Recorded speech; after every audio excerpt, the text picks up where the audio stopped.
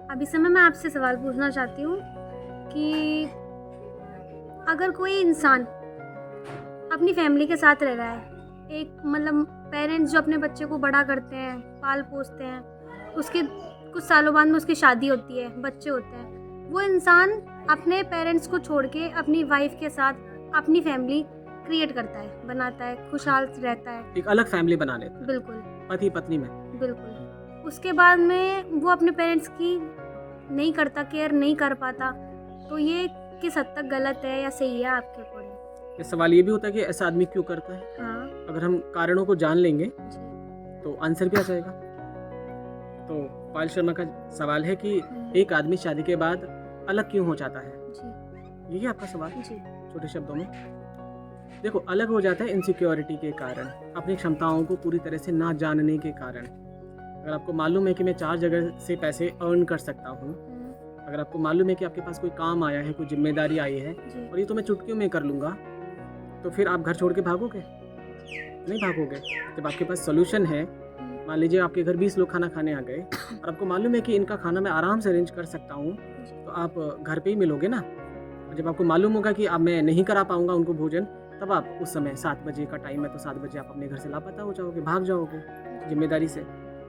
तो लोगों को क्षमता ही मालूम नहीं है उनकी कि वो क्या कर सकते हैं। मान लीजिए इंसान की जो क्षमताएं हैं, हमारी जो इंद्रियां हैं, आँख, नाक, कान, मुंह, जिह्वा, स्पर्श, हम इनको पूरी तरह से यूटिलाइज ही नहीं कर रहे। अगर हम इनका यूटिलाइज करेंगे तो हमें अच्छे से पता चल जाएगा कि पैसे कमाना या अपॉर्चुनिटीज़ क्रिएट करना या बिजनेस करना या किसी भी बुरे टाइम में या पेंडेमिक टाइम में भी हम फाइनेंशियली कैसे ग्रोथ कर सकते हैं। जब इन सारे सवालों के जवाब आपके पास होंगे और जब आप इसे एग्जीक्यूट भी कर रहे होंगे, तो आप घर छोड़ के क्यों ही भागोगे। लेकिन जब आपको लगता है कि नहीं, अब मैं अपनी बीवी का खर्चा नहीं संभाल पा रहा, फिर आगे बच्चा प्लान करना है, उसको पढ़ाई का इतना बड़ा खर्चा है, तो अपने माता पिता की दवाई कैसे दूंगा, या और छोटे भाई को पढ़ाई कैसे करेंगे, एक बहन है और बड़ी, उसकी शादी कैसे करेंगे, लाखों रुपए चाहिए तो उसमें। तो जब आदमी को लगता है कि अब मैं ये नहीं कर पाऊंगा, तो वो मैदान छोड़ के भाग जाते हैं या अलग रहना चाहते हैं, स्पेस। एक तो ये रीज़न है। दूसरा ये होता है कि अगर मान लो किसी लड़के की गर्लफ्रेंड रही नहीं कभी जीवन में, और बस उसकी अरेंज मैरिज या काइंड ऑफ कैसे भी शादी हो गई, इंशाल्लाह से हो गई, ठीक है, तो अब उसकी शादी होने के बाद उसको लगता है कि आई नीड माई स्पेस और प्राइवेसी, और मान लो घर छोटा है तो उसे फिर और अलग घर बनाना को लगता है। तो अगर उसकी पहले से ही फीमेल के साथ नॉर्मल बिहेवियर रहा होता, नॉर्मल रिलेशनशिप रहा होता और एक नॉर्मल व्यवहार रहेगा, तो वो अपना स्पेस ढूंढेगा ही नहीं ना। तो अगर हम लाइफ में कभी रोमांस को देख ही नहीं पाए हैं, तब वो रोमांस के लिए जगह ढूंढेगा ना। तो कहने का मतलब हम पहले से ही इतनी लिबर्टी, इतना प्लस, या हमारी लाइफ को इतना इन्हेंस करें या इतना उसको पॉजिटिव रखें, या हम कहें कि इतनी अपॉर्चुनिटीज़ आपके पास हों to get everything. Means you have some space to get everything. मतलब आपके दोस्त हैं, आ सकते हैं, आपके पास अपना पूरा प्रॉपर स्पेस हो, तब आप दूसरे घर में क्यों भागोगे। ठीक है, दोनों रीज़न है। एक तो पैसों की इनसिक्योरिटी, या आपके पास प्रॉपर स्पेस नहीं है। जैसे बहुत सारी फिल्में हैं नेटफ्लिक्स पे, लव एंड शुक्ला फिल्म है, उसमें एक ही रूम में 7-8 लोग रहते हैं और नए कपल आ जाते हैं शादी करके, तो वो कहाँ जाएंगे। तो जो कैरेक्टर है वो होटल में एक कमरा लेता है और वो वहाँ पर उनको लेके जाते हैं। तो बहुत पुलिस उन्हें पकड़ती है, मारती है, उनको लगता है कि they are doing wrong things, but उन्होंने बोला no, she is my wife. तो उन्होंने बोला कि if she is your wife then why you have come here. तो यहाँ पे तो ये लोग हस्बैंड वाइफ तो नहीं आते कभी भी, तो लोग ही बिजनेसमैन कोई ऐसे ही थर्ड पर्सन को एस्कॉर्ट को लाते हैं। तो वो कैसे बताए कि भाई मेरे घर में जगह ही नहीं है, हमेशा माता पिता बाबूजी सब सामने ही बैठे रहते टीवी खोल करके, तो मुझे स्पेस ही नहीं मिल रहा। ये 2 रीज़न है। एक तो कि मैं उनका खर्चा कैसे उठाऊंगा, और दूसरा कि उन्हें प्रॉपर कम्युनिकेशन ही करने को, बात करने को ही टाइम नहीं मिल रहा है। तो फिर उन्हें चाहिए कि मैं एक अलग घर बना लूँ ताकि मेरी पर्सनल लाइफ अलग चले और माता पिता के पास शाम को जाके या 2 दिन में जाके भी हम बात कर सकें और उन्हें खर्चा देते रहें। 2 चीज़ें, तो घर छोटा हो गया और पहले वाले में बुद्धि छोटी हो गई और हम हमारी क्षमताओं को नहीं पहचान रहे। अगर हम डिस्कवर करेंगे, एक्सप्लोर करेंगे, जहाँ आपको पैसों की कमी नहीं है, आपकी बुद्धि बहुत अच्छी है, तो आप 4 जगह से अर्न कर सकते हैं, आपका घर बड़ा है, तो आप क्यों ही छोड़ के जाओगे घर। फिर छोड़ के नहीं जाओगे। आपको क्लियर हुआ? या सवाल है तो आप मुझे पूछिए। नहीं, आपने जो बताया मतलब कि 2 दिन में, 4 दिन में, हफ्ते में, महीने में जाके अपने पेरेंट्स को संभालना, अगर कोई इंसान ऐसा नहीं करता है तो इंसान नहीं अपने करता? पेरेंट्स को नहीं कर रहा है, हाँ, देख रहा है। वो इम्पोर्टेंस नहीं दे रहा जो उसने शादी से पहले दी थी। हाँ, क्योंकि उसकी लाइफ नहीं में एक पूछ नया रहा है, इंसान आ केयर गया नहीं ना, कर रहा है उनकी। नया इंसान आ गया। और स्त्री की परिभाषा होती है वेदों में, ऋग्वेदों में कि स्त्री का मतलब होता है जो सिर्फ पत्नी यानी पति का ही हित चाहे। स्त्री यानी जो सिर्फ पुरुष के बीज को ही आगे लेके जाने के लिए पैदा होती है। ये वेदों में लिखा है कि पत्नी यानी जो पति का ही हित चाहे, और स्त्री का मतलब जो सिर्फ प्रोडक्शन के लिए पैदा हुए हैं, यानी जो सिर्फ बीज, जैसे हम XX और XY हम 10वीं क्लास में ही पढ़ चुके जी। हैं, तो लड़का होगा या लड़की ये फीमेल डिसाइड नहीं करती है, जी। क्योंकि स्पर्म वहाँ नहीं है, वहाँ तो सिर्फ एग्स है। तो एग्स में क्या होता है, सिर्फ बच्चा पलता है, तो वो सिर्फ पालन पोषण करने वाली मदर, जो हम कहते हैं ना भारत माता, जी। तो वो सिर्फ भारत माँ है जो बीज को फसल पैदा करेगी, ऐसा। तो वो सिर्फ पुरुष खोजती है कि मेरा पुरुष, मेरा पति, यानी मैं, मेरा पति, मेरा बच्चा। तो वो इंडिविजुअल सोच हो जाती है, निजता, स्पेस अपना, कि ये मेरा पति है। तो जब भी औरत घर में आती है तो उसको लगता है कि मेरा पति मेरा और कितना हो जाए, क्योंकि फीमेल इनसाइडर प्लग है, मेल आउटसाइडर प्लग है। मेल को हमेशा लगता है कि मैं बाजार जाऊं, है ना, मेला देखने जाऊं, मोदी केजरीवाल की बात करूं, या स्पेस की मैं बात करूं, एलन मस्क की बात करूं।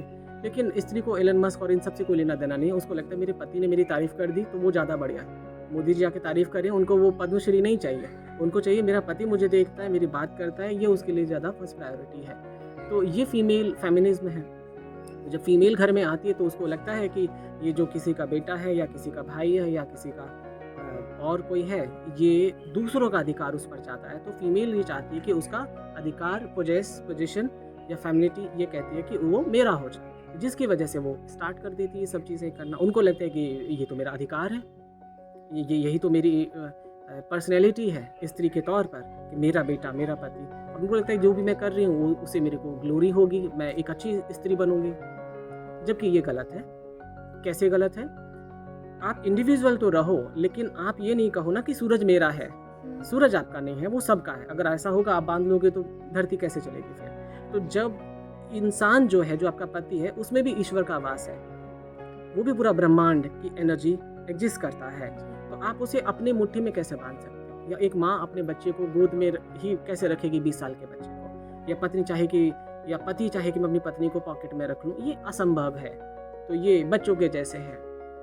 ये जो बचकाना हम कह रहे हैं इसे, ये पॉजिटिव नेचर बचकाना होता है कि मेरा नाम लिख दो, है ना, या कटरीना या कोई भी, ये जो करीना का नाम लिख दिया सैफ ने, तो उसको लगता है कि हाँ ये मुझसे प्यार करता है। नहीं, तुमको इसने बांध दिया कि अब तुम इसकी हो गई, पट्टा लिख दिया उसने, तो लेकिन उसको लग रहा है कि देखो मुझसे कितना प्यार करता है। तो ये प्यार का पागलपन हुआ।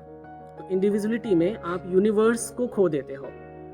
कहने का मतलब, इतने से एग्जाम्पल से आप समझिए कि आपको 11 लोगों की टीम के साथ खेलना है या सिर्फ एक के साथ खेलना है। आप क्या चूज करोगे? फुटबॉल, क्रिकेट में जैसे हम बैडमिंटन खेलते हैं, तो आप अकेले एक आदमी के साथ बोलोगे मैं पूरी जिंदगी भर तेरे साथ ही बैडमिंटन खेलूंगी और तू और मैं ही खेलेंगे, उस गेम में मजा आएगा?